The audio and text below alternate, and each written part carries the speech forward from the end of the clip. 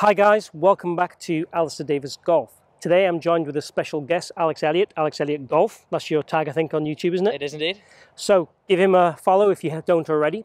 Today what we're doing is doing some on-course scenarios, and we've been particularly asked to do this from our Instagram followers.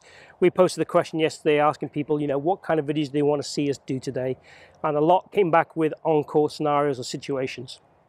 So today's situation, the first situation, and there are going to be about 3 or 4 videos covering all different scenarios. Again, post questions down below, any ones that we don't cover today you want to hear from us in the future. But today's scenario is all about how we can get away with drawing a shot round a tree to hit it onto a green. And we're on the 13th hole here at the Forest of Arden. Big old tree in the way. We pretended we've hit a drive down the left-hand side, which might well happen, but we're down the left-hand side in the slight semi-rough. It's a fairly good lie, but it's in the rough, however.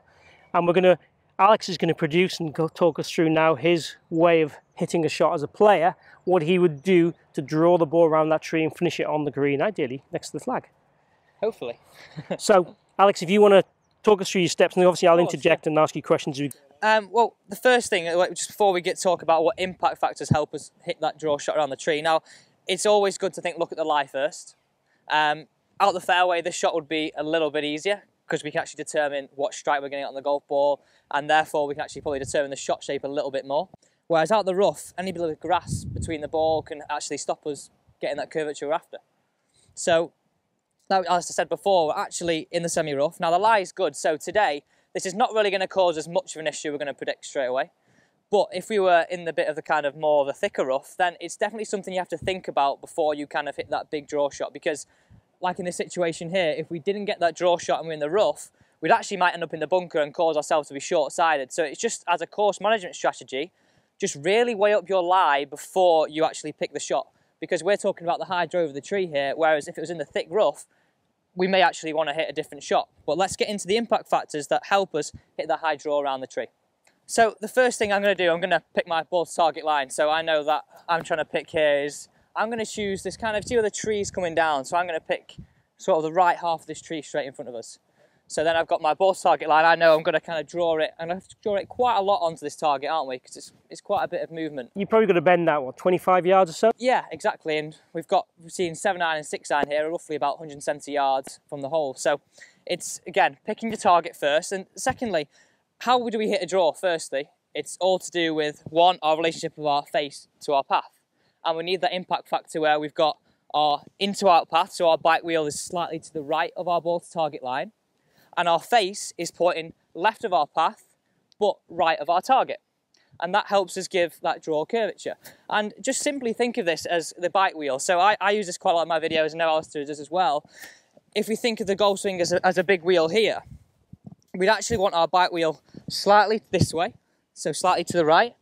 And then imagine if we had our face pointing slightly left of that, but always pointing right of target. And that allows us to get that curvature that the ball starts right of target, but comes back and finishes on target. Now, like we said, it's very hard to predict out the rough, but now we've got a good lie, we've definitely got a good chance of doing this. So I'm going to stand behind target. I'd pick out my target now, I'm going to picture it. And I think for me, a lot of people, when they're hitting shots like this, and they have to be creative, they've actually got to picture that shot as well, paint the picture in their mind. And if they can do that and they can paint that picture, then for me, it definitely helps you. Like if you talk about Seve, I don't think he was thinking about where his path was and where his face was. He was just purely playing on instincts. And I know obviously he was one of the best players the game has ever seen, so it's a little bit of a different kind of situation. But for most people, if you can understand the impact factors, so one, the path has to be in to out, the face has to be close to our path, but pointing right of our target. So that's how we're going to hit that draw curvature. So let's go through and I'll hit this shot now. So like we said before, we're going to firstly pick our ball to target line, and that's going to have to be just actually right of this flag in this case, because where the tree is actually coming down. So from there, I'm going to pick my ball to target line. I'm going to actually just take my normal address position to start with, so feeling nice and athletic over the golf ball. And then from there, I'm going to feel like my club face is actually slightly closed relative to my target. But then I'm going to take my normal hold. So from there, this is going to help me give that impact factor. Remember, I said at the start, we want that path that's in to out, and our face that's slightly left of our path to help produce that curvature. And you can see here, I've still got my normal hold, so I've still got the correct hold that's going to help me produce what is my normal swing, but it's going to help me get that face pointing left of my path, which is going to help us produce that curvature. So, if I jump in here now, so I'm in there now, I've got my correct stance. I'm just going to feel like that club face is going to be pointing slightly left of where it was, and then I'm going to take my hold. So you can see here, if I hold it up, it actually looks slightly closed at address here to me. And then from there, as long as we can hopefully match up that path that's feeling like it's out towards the right, then we're going to produce the curvature we want. And because you've aimed right a little bit though, Alex, your path will be more right anyway, won't it? Yeah, exactly. You're going to start to get more an in-out path. If you need it more, you might try and shallow the swing or exactly instinctively. Exactly, and I think that's something that's a really good point, because it's something you could do as a good player, and we know everybody that watches this, it's everybody at different levels. But for me, if we address it differently, we probably actually tend to actually adapt to what we do at address. So that's going to help us produce even more curvature if we needed that. In this case, we probably, like we said before, need 20 to 25 yards to get it onto target. So let's go through that again. We're going to put our club face down. Let's address it normally. So I'm going to feel like I'm going to address it normally, let the club go, slightly close the face, then take my normal grip again. Then from there, I really want you to try and make as normal swing as possible. Let's not get too aggressive, and I think it's a key point. People think the draw and associate it with hitting it really hard. So put your normal swing on it, and I like to think of the golf swing in gears, and say gear 5 and gear 6 was our flat out. I really want to make sure we're kind of operating in gear 4 to 5 so it's as smooth as possible. People tend to think, oh, I've got to get it over a tree, I've got to get a lot of curvature, I've got to hit it harder. Really just feel like you keep the same rhythm you would throughout this golf swing as you would a normal shot if it's middle of the fairway. So let's take our address position, slightly close that face, take our normal grip, and I'm really going to make sure I keep the same balanced finish and the same swing I usually would.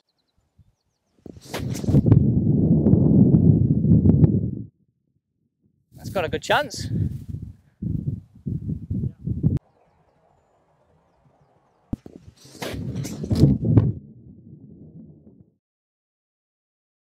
That's got a good chance.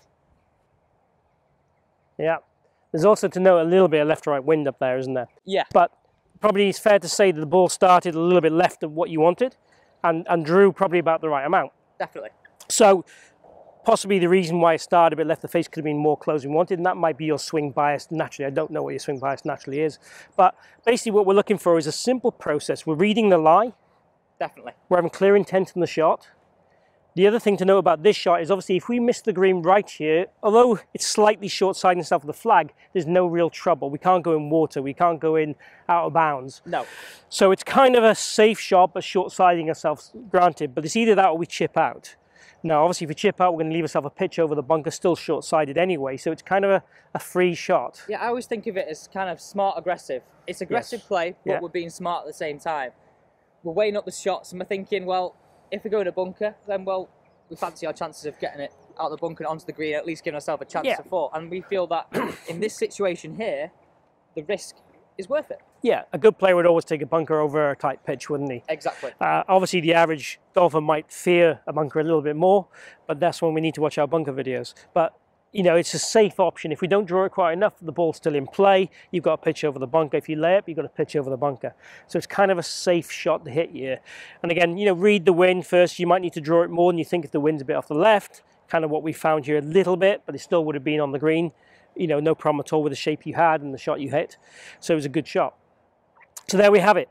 Simple keys to hitting a draw around the shot. Read the lie, clear intent, set up to predict your ball flight. Sure. And then commit to your normal swing without forcing or rushing it, and there you will get success.